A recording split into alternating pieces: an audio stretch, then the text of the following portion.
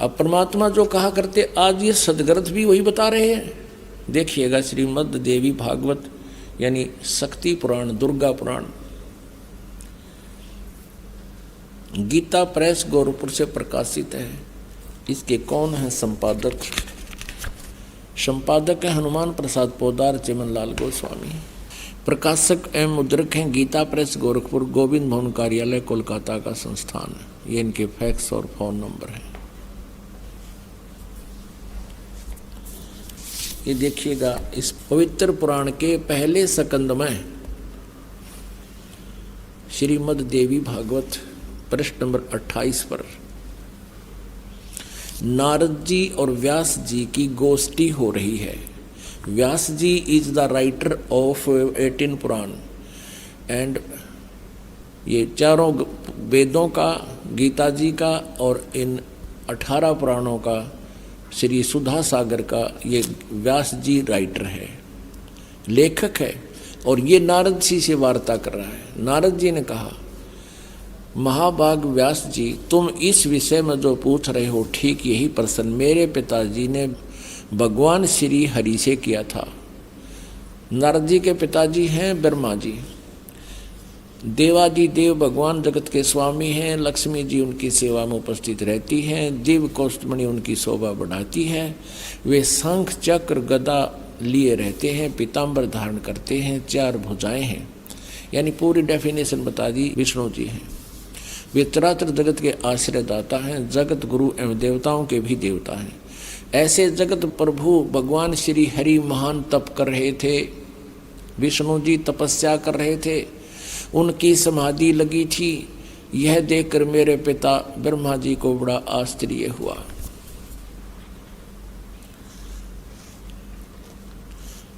अतः उन्होंने उनसे यानी ब्रह्मा जी ने विष्णु जी से जानने की इच्छा प्रकट की। ब्रह्मा जी ने पूछा, प्रभु आप देवताओं के अध्यक्ष, जगत के स्वामी और भूत भविष्य एवं वर्तमान सभी जीवों के एकमात्र शासक हैं। भगवान फिर आप क्यों तपस्या कर रहे हैं और आप किस देवता की आराधना में ध्यान मग्न हैं? मुझे असीम आश्चर्य तो ये हो रहा कि आप देवेश्वर यानी सब देवों के मालिक, सब भगवानों के भगवान, ब्रह्मा जी विष्णु को कह रहा भगवानों के भगवान है, एवं सारे संसार के शासक होते हुए भी समाधि लगाए बैठे हैं। अब विष्णु जी ने क्या उत्तर दिया? ब्रह्मा जी के विनीत वचन सुनकर भगवान श्री हरि बोले, ये वचन बोले। श्री हरि उनसे कहने लगे, ब्राह्मण सावधान होकर सुनो, मैं अपने मन का विचार व्यक्त करता हूँ। देवता, दानव, मानव सब यही जानते हैं कि तुम सृष्टि करते हो, मैं पालन करता हूँ और शंकर संहार किया करते हैं। किंतु फिर भी वेद के पारगामी पुरुष अपनी युक्ति से यह सिद्ध करते हैं कि रचने, पालने और संहार करने की यह योग्यता जो हमें मिली है, इसकी अधिष्ठात्री शक्ति देवी है। वे कहते हैं कि संसार की सृष्टि करने के लिए तुम में राजसी शक्ति का संचार हुआ है। इसी ये भी सिद्ध हो रहा कि रजगुण ब्रह्मा, सतगुण विष्णु, तमगुण शिव जी हैं। मुझे सात्विक शक्ति मिली है और रुद्र में तामसी शक्ति का आविर्भाव हुआ है। सुवर्त प्रत्यक्ष और परोक्ष दोनों उदाहरण मैं तुम्हारे सामने रखता हूँ, सुनो। यह निश्चित बात है कि उस शक्ति के अधीन होकर ही मैं यानी विष्णु शेष नाग की सैया पर सोता हूँ। सृष्टि करने का अवसर आते ही जाग जाता हूँ। मैं सदा तप करने में लगा रहता हूँ और उस शक्ति के शासन से मैं कभी मुक्त नहीं रह सकता। कभी अवसर मिला तो लक्ष्मी के साथ सुखपूर्वक समय बिताने का सौभाग्य प्राप्त होता है। मैं कभी तो दानों के साथ युद्ध करता हूँ। अखिल जगत को यानी सारे जगत को भय पहुँचाने वाले दैत्यों के विकराल शरीरों को शांत करना मेरा परम कर्तव्य हो जाता है। ये भी सिद्ध हो रहा है। परमात्मा कहते कबीर जी, तन दर सुखिया कोई ना देखा, जो देखा सो दुखिया हो। और ब्रह्मा विष्णु महेश्वर दुखिया जिन ये राह चलाई हो। ये कहता मैं सदा तप करने में लगा रहता हूँ और शक्ति के शासन से कभी मुक्त नहीं रह सकता। कभी अवसर मिला तो लक्ष्मी के साथ थोड़ा सा सुखपूर्वक समय व्यतीत करता हूँ और फिर राक्षसों के साथ लट्ठम लट्ठा रहता हूँ, दानों के साथ युद्ध करता रहता हूँ। इनको सुख नाम की चीज़ नहीं। आप स्वीकार कर रहे हैं भगवान। और अब देखो विष्णु जी कह रहे हैं मुझे सब प्रकार से शक्ति के अधीन होकर रहना पड़ता है, मैं पराधीन हूँ। और उन्हीं भगवती यानी दुर्गा शक्ति को का मैं निरंतर ध्यान किया करता हूँ, उसी की पूजा करता हूँ। ब्रह्मा जी मेरी जानकारी में, मेरे स्पिरिचुअल नॉलेज में इस भगवती शक्ति से बढ़कर दूसरे कोई देवता नहीं। अब आ लिया अंत विष्णु जी के आध्यात्मिक ज्ञान का। नो कह दुर्गा तो ऊपर कोई भगवान को ना, जितनी मन जानकारी है। अपने आत्माओं, यदि ये दास ये शब्द कह के छोड़ देता कि ब्रह्मा विष्णु महेश दुर्गा आदि और इन ऋषियों महर्षियों को आध्यात्मिक ज्ञान नहीं था, तो पहली बार जो प्राणी सुने वो उठ कर चला जाने कहे तो नरी बकवाद करे है। और अब ये प्रमाण देख करके वो पुण्यात्मा जो एकाध आए होंगे, नए भक्त भी बहुत आते हैं, इसलिए दास का उद्देश्य होता है कि पहली कक्षा से लेकर और पीएचडी तक का ज्ञान इसी सामूहिक शिक्षा स्थल यानी सत्संग के माध्यम से देऊं, ताकि ये ज्ञान यज्ञ का लाभ सभी प्राणियों को होवे। तो यहाँ ये स्पष्ट हो गया कि विष्णु जी को ज्ञान नहीं, ब्रह्मा ना पर ज्ञान नहीं, विष्णु तो पूछे, नारद ने ज्ञान नहीं और व्यास जी को ज्ञान नहीं। और आगे देखिए तो दुर्गा क्या कहती है। विष्णु जी तो कहते मैं दुर्गा से ऊपर कोई भगवान ना मानता, ना मन पता। और अब दुर्गा क्या कहती है, दुर्गा जी क्या कहती है देखिएगा 7वें स्कंद में 562 पृष्ठ पर 7वां स्कंद, वही श्रीमद् देवी भागवत, ये वही पुराण है। अब यहाँ देखिएगा 7वां स्कंद और 562 पृष्ठ। देवी जो है दुर्गा हिमालय राजा को ज्ञान दे रही है। देवी द्वारा हिमालय को ज्ञानोपदेश, ब्रह्म स्वरूप का वर्णन यानी ब्रह्म के बारे में जानकारी दे रही है। श्री देवी कहने लगी पर्वतराज, ये पहले तो अपने बारे में बताती है, फिर अब अपनी को भी रिजेक्ट करती है, कहती है उस ब्रह्म का क्या स्वरूप है यह बतलाया जाता है, जो प्रकाश रूप सबके अत्यंत समीप में स्थित हृदय रूप गुहा में स्थित होने के कारण गुहाचर नाम से प्रसिद्ध और महान पद अर्थात परम प्राप्य है। वह समस्त प्रजा के ज्ञान से परे है, अर्थात किसी की बुद्धि में आने वाला नहीं है, यह तुम जानो। जो परम प्रकाश रूप है, जो सूक्ष्म से भी अत्यंत सूक्ष्म है, जिसमें संपूर्ण लोक और उन लोकों में निवास करने वाले प्राणी स्थित हैं, वही यह अक्षर ब्रह्म। अब दुर्गा उवाबाई बोल रही है, कदे तो इस ब्रह्म को अक्षर ब्रह्म कहती है, कहीं इसको ब्रह्म कहती है। अब देखना, वही सबके प्राण है, वही सबकी वाणी है और वही सबके मन है, वह यह परम सत्य है, अमृत अविनाशी तत्व है, सौम्य। उस वेदने योग्य लक्ष्य का तुम वेदन करो, मन लगाकर उसमें तन में हो जाओ। अब हम थोड़ा सा यहीं से ले लेते हैं। उस एकमात्र परमात्मा को ही जाने, दूसरी सब बातों को छोड़ दे। यही अमृत रूप परमात्मा के पास पहुंचाने वाला पुल है। संसार समुद्र से पार होकर अमृत स्वरूप परमात्मा को प्राप्त करने का ये सुलभ साधन है। इस आत्मा का ओम के जप के साथ ध्यान करो। इस अज्ञान में अंधकार से सर्वथा परे और संसार समुद्र से उस पार जो ब्रह्म है उसको पा जाओगे, तुम्हारा कल्याण हो। इसने स्पष्ट कर दिया। अपनी पूजा को भी कह दिया मत करो, मेरी पूजा भी एकमात्र परमात्मा को ही जाने, दूसरी सब बातों को छोड़ दे। उसका ओम नाम है और ब्रह्म, ओम नाम के जाप से ब्रह्म प्राप्ति उद्देश्य रखो। ब्रह्म की जाप करो, ब्रह्म का जाप करो। और वो कहाँ रहता है? वह यह सब का आत्मा ब्रह्म, ब्रह्म लोक रूप दिव्य आकाश में स्थित है। अब क्लियर कर दिया दुर्गा ने कि केवल ब्रह्म की पूजा करो, उसका ओम जाप है, वो ब्रह्म लोक में रहता है। अपने आत्माओं दुर्गा जी ने, देवी ने, जो इन ब्रह्मा विष्णु महेश से सुप्रीम है, इन्होंने इन ब्रह्मा विष्णु महेश नारद व्यास के सब के ज्ञान को रिजेक्ट कर दिया। अब देवी कहती है केवल ब्रह्म ही फाइनल गॉड है, कंप्लीट गॉड है। अब ब्रह्म क्या कहता है? ब्रह्म श्रीमद् भगवत गीता अध्याय नंबर 8 के श्लोक नंबर 13 में जो श्री कृष्ण जी में प्रवेश करके ये काल ब्रह्म बोल रहा है, ये कहता है कि ओम इति एक अक्षरम ब्रह्म व्यवहारन माम अनुस्मरण। ओम यह एक अक्षर मंत्र है, उच्चारण करके सिमरण करता हुआ जो शरीर छोड़कर जाता है, यानी आखिरी सांस तक जो मेरे ओम नाम का जाप करता रहता है, वो मेरे वाली परम गति को प्राप्त होता है। और फिर ये गीता ज्ञानदाता ब्रह्म क्या कहता है? चौथे अध्याय के 5वें और 9वें श्लोक में, दूसरे अध्याय के 12वें श्लोक में श्रीमद् भगवत गीता में कहता, अर्जुन तेरे और मेरे बहुत जन्म हो चुके, तू पहले भी था, मैं भी था, ये राजा लोग भी थे, ये सैनिक भी थे, और ये ना सोच हम आगे ना जन्माएंगे। मेरे जन्म और कर्म अलौकिक हैं। तो पुण्यात्माओं, अब गीता ज्ञानदाता क्या कहता है?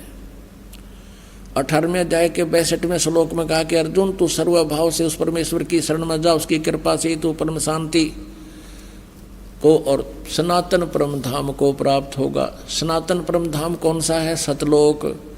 उसके बारे में 15वें अध्याय के 1 से लेकर 4 श्लोक में कहा है कि तत्वदर्शी संत ऐसा होगा जो सब उल्टे लटके संसार के सभी पार्ट्स बता देगा, उसके विभाग बता देगा। उसके पश्चात उस परम पद परमेश्वर की खोज करनी चाहिए, जहाँ जाने के बाद फिर साधक कभी लौटकर संसार में वापस नहीं आता, अर्थात उसको पूर्ण मोक्ष हो जाता है। इससे सिद्ध है कि गीता ज्ञान दाता ब्रह्म से भी ऊपर कोई सुप्रीम पावर है, और वो परम अक्षर ब्रह्म है। उसका अभी आपको उल्लेख बताया था 8वें अध्याय के प्रथम श्लोक में। अर्जुन ने पूछा था कि 7वें अध्याय के 29वें श्लोक में जिस तत्ब्रह्म के बारे में आपने बताया वो किम तत्ब्रह्म, 8वें अध्याय के 3रे श्लोक में कहा कि वो परम अक्षर ब्रह्म है। तो इसे सिद्ध हो गया कि ना ब्रह्मा ने ज्ञान, ना विष्णु ने ज्ञान, ना शिव ने ज्ञान, क्योंकि ब्रह्मा और विष्णु शिव एक ही सत्र का ज्ञान रखते हैं। और ना दुर्गा को कंप्लीट ज्ञान, वो ब्रह्म को फाइनल बता रही है। और ब्रह्म कहता है मेरे और तेरे तो बहुत जन्म हो गए, जन्म मृत्यु सदा ये दुख बना रहेगा, परम शांति नहीं हो सकती। यदि तूने मेरी शरण में रहना है तो उठा लठ और कर युद्ध, ऐसा यहाँ करना ही पड़ेगा। और तुझे परम शांति चाहिए तो उस परमेश्वर की शरण में जा, ये फाइनल कर दिया। अब आपको दिखाते हैं कि सतयुग के ब्राह्मणों ने किसा वेद ज्ञान था। देखिएगा पुण्यात्माओं, सौभाग्य है आप जी का, आपको ये अमृत ज्ञान सुनने को मिल रहा है। सौभाग्य आपका, आपको ये अमृत ज्ञान सुनने को और देखने को मिल रहा है। ये छठा स्कंद संक्षिप्त देवी भागवत 414 पृष्ठ पे जन्मेजय ने पूछा, महाभाग किस युग में कैसा धर्म का स्वरूप है, इस संपूर्ण विषय को विशेष रूप से बताने की कृपा कीजिए। व्यास जी बोले, राजन यह निश्चय है कि सतयुग में ब्राह्मण वेद के पूर्ण विद्वान थे। देखिए व्यास जी कह रहे हैं कि सतयुग में ब्राह्मण वेद के पूर्ण विद्वान थे, और उनके द्वारा निरंतर भगवती जगदम्बा यानी देवी का, दुर्गा की आराधना होती थी। भगवती का दर्शन करने के लिए उनका मन सदा ललायित रहता था। प्रत्येक गांव में शक्ति का मंदिर उद्घाटन हो, इस विषय की उनके मन में बड़ी उत्सुकता रहती थी। देवी की पूजा करा करते, वेद के विद्वान है तेरा गजब है। अरे नो कह, ये सतयुग में ये मंदिर का लठी कटवाए नकली ब्राह्मणा ने, ये काम बिगाड़ रखा सारा, अपने स्वार्थ बस अपने चेले बिठा दिए, उन्हें पूजा लागी, इनकी मौज माचगी। प्रत्येक गांव में शक्ति का मंदिर हो। अब यहाँ क्या बता, देखिए ये तो सतयुग के ब्राह्मणों की स्थिति। अब कलयुग के ब्राह्मणों की सती थी, और सुन लो इसी पवित्र पुराण में। धर्म की ये सती थी त्रेता में भी रही, परंतु कुछ ह्रास हो गया था। सतयुग की जो सती थी वह द्वापर में विशेष रूप से कम हो गई थी। राजन उन प्राचीन युगों में यानी सतयुग त्रेता द्वापर में जो राक्षस समझे जाते थे, वे कली में ब्राह्मण माने जाते हैं, कलयुग में, क्योंकि अब के ब्राह्मण प्राय पाखंड करने में तत्पर रहते हैं, दूसरों को ठगना, झूठ बोलना और वैदिक धर्म कर्म से अलग रहना कलयुगी ब्राह्मणों का स्वाभाविक गुण बन गया है। पुण्यात्माओं,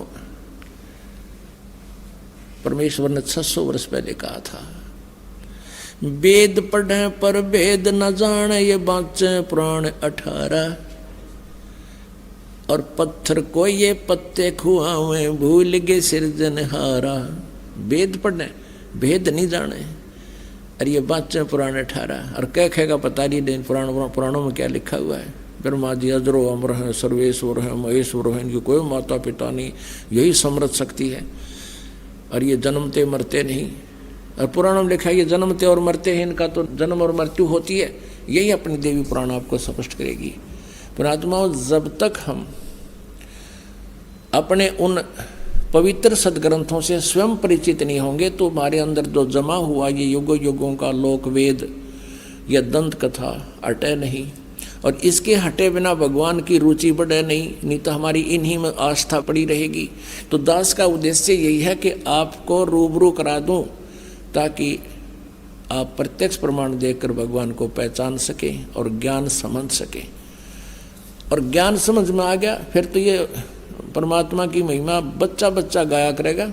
और कोई भी नो कहेगा कबीर इज गॉड, अब तेनों क्या छोड़ किसने कबीर गॉड बना दिया, देख लो भाई, सुन लो, उस कबीर दानक न भगवान बतावे। यानी 1000 लाख करोड़ आदमी ये कहने वाले मिलेंगे। और फिर क्या होगा, एक भी विरोध करनिया नहीं होगा। वो न्यू कहेंगे कि हाँ भाई भगवान कबीर इज गॉड। भाई कबीर तो परमात्मा थे, यही पूर्ण ब्रह्म थे। तो उस स्थिति में आने के बाद फिर हम केवल आप जी को परमात्मा के वो ज्ञान महिमा कोड वर्डों में भी सुनावांगे तो भी समझ में आवेगी आपके, और आनंद और अधिक होगा। तो उसके लिए ये खेत तैयार किया जा रहा है, ये फील्ड तैयार किया जा रहा है, सदग्रंथों को रूबरू किया जा रहा है। और जैसे बच्चा स्कूल जाता है और वहाँ 6 घंटे 7 घंटे तक वो क्लास में गर्मी सर्दी सब कुछ सहन करता हुआ और ज्ञान ग्रहण करता है, और लगभग 1 वर्ष में जाकर वो 1 कक्षा को उत्तीर्ण करने योग्य होता है, और 15, 16 वर्ष 20 वर्ष तक कंटिन्यू पढ़ाई करने के बाद उसको वो ज्ञान से परिपक्व होता है और 2 रोटी का साधन बनता है। और इसीलिए यहाँ आप जी को ये दास एक ये सत्संग रूपी लेक्चर सुना रहा है, इनको आप जी ने सुनना ही पड़ेगा इस परमात्मा के पाने के लिए और मोक्ष प्राप्ति के लिए। तो इसमें किसी प्रकार की थोड़ी बहुत गर्मी सर्दी जो भी मालिक की दया है, कोशिश तो इन दासों की रहती है कि परमात्मा के बच्चों को कोई असुविधा ना हो। हर तरह की संभव कोशिश करते हैं गर्मी सर्दी से आपको बचाकर फिर भगवान का गुणगान सुनाने की। फिर भी हमें इतना डेर होना चाहिए, हिम्मत रखनी चाहिए। जैसे हम किधर बस में जावे हैं या ट्रेन में जाते हैं अपने रोजी रोटी के लिए, तो 6-6 घंटे एक पैर पर खड़े रहते हैं डंडा पकड़ के। इतनी भीड़ में भी हम कभी परवाह नहीं करते। जावा की तो उतरना जगह को नहीं, उतर जावा ताकि आप सेंट लगे मजबूरी। तो पुण्यात्माओं, यहाँ थोड़ा बहुत आप जी को गर्मी सर्दी से थोड़ा बहुत कष्ट भी होता है, तो परमात्मा के निमित्त ही समझना उसका पुण्य न्यारा होगा। और पहले हम ये ज्ञान नहीं था, भक्ति भी करते थे, भगत भी को आया करते थे और फिल्म भी देखा करते। अब पहले VCR होया करते और इसी लंबी लंबी उनकी कैसेट हुआ करती 3-3 घंटे की। संडे को दिन ले आते कि आज VCR लेवांगे किराए पे और 3 फिल्म देखेंगे। इसे तो 100 रुपये किराया एक फिल्म में, इस 3 फिल्मों में 100 रुपये किराया ही रात का। तो 3 यानी 9 घंटे की फिल्म सांझ 7 बजे शुरू कर देते और तड़के 7 बजे ताई चाय बनवाए जाते, पिए जाते, न्यू आँख पाड़े देखे जाते, लेना नहीं देना कुछ भी कोई ना। और यहाँ परमात्मा के लिए जितना भी समय आपको मिलता है सौभाग्य आपका ये सत्कर्मान लेना, ये बार बार दाव नहीं लगा करता। इसे अमृत ज्ञान को सुनने का, ये दंत कथा सुनते सुनते हम बहरे हो गए, भगवान की भक्ति करते करते हम थक लिए और कोई लाभ मिला नहीं, क्योंकि वो भगवान नहीं मिला जो लाभ दिया करता है, वो परमात्मा का हमें ज्ञान ही नहीं था।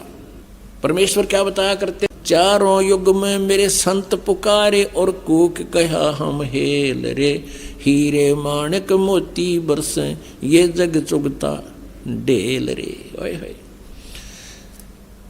जैसे ऋग्वेद मंडल नंबर 9 सूक्त नंबर 86 मंत्र नंबर 26 और 27, ऋग्वेद मंडल नंबर 9 सूक्त नंबर 82 मंत्र 1, 2, 3, ऋग्वेद मंडल नंबर 9 सूक्त 82 मंत्र 1, और भी अनेक स्थानों पर ऋग्वेद मंडल नंबर 9 सूक्त 96 के मंत्र 16 से 20 तक ये स्पष्ट किया है कि वो परमात्मा सतलोक से गति करके आता है। वो कबीर देव है, कबीर साहब, और अपनी अच्छी आत्माओं को मिलता है। और फिर वो अच्छी आत्माएं फिर परमात्मा के गुणगान आगे संसार को सुनाते हैं। उनमें से कौन कौन वो पुण्यात्मा है जिनको परमात्मा अपने स्वाभाविक गुण अनुसार आते हैं, वो लीला ऐसी ही करते हैं जो वेद बता रहे हैं। उनमें से परमात्मा किन किन को मिले? आदरणीय धर्मदास साहिब जी को, आदरणीय नानक साहिब जी को, आदरणीय मलुकदास साहिब जी को, आदरणीय गरीबदास साहिब जी को, आदरणीय दादूदास साहिब जी को, आदरणीय घीसा दास साहिब जी को। ये वो श्रेष्ठ आत्मा, और इन पुण्यात्माओं ने, इन संतों ने आगे परमात्मा के गुणगान गाए, यही ज्ञान दिया जो परमात्मा उनको बता कर गई थी। उनके विषय में कह रहे हैं कि चारों युग में संत पुकारे कूक कहा हम हेल रे, हीरे माणिक मोती बरसे हैं ये जग चुगता ढेल रे। हम तत्व ज्ञान और यथार्थ भक्ति मार्ग रूपी हीरे और मोतियों की वर्षा कर रहे हैं, हमें आपको ज्ञान सुना रहे हैं।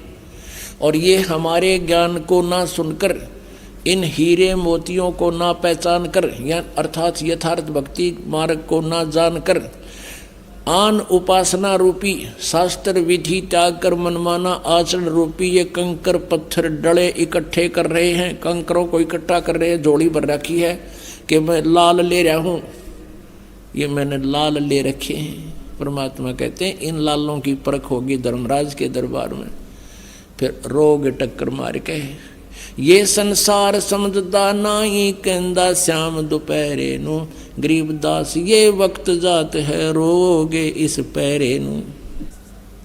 परमात्मा कहते हैं हमरा ज्ञान किने ना सुनिया, अरे ये पर भी लेन जात है दुनिया। वहाँ धक्के खान जाती रख पे हैं, आज बेला कुंभ का मेला है, पर भी लगेगी सुबह 3 बजे। वहाँ देख दुनिया का कठ, ने कहा हमरा ज्ञान किने ना सुनिया, ये पर भी लेन जात है दुनिया। कहाँ कहाँ भटक रहे हैं बोली आत्मा। मैं रोवत हूँ सृष्टि को या सृष्टि रोवे मोहे, गरीब दास कबीर साहब कहते हैं इस वियोग को हो समझ ना सकता कोई। आप तो मुझे ढूंढ रहे हो, कबीर भगवान कह रहे हैं, और मैं तुम्हें रो रहा हूँ कि मैं तुम्हारा पिता हूँ, तुम्हारे लिए भटक रहा हूँ, तुम कितने कष्ट उठा रहे हो, तुम मेरी शरण में आ जाओ, तुम्हें यहाँ भी सुख दूंगा। और यहाँ तो इस काल के लोक में तुम्हें भाग्य से अधिक कोई नहीं दे सकता, वो मैं दूंगा, जो आवश्यक होगी वही दूंगा।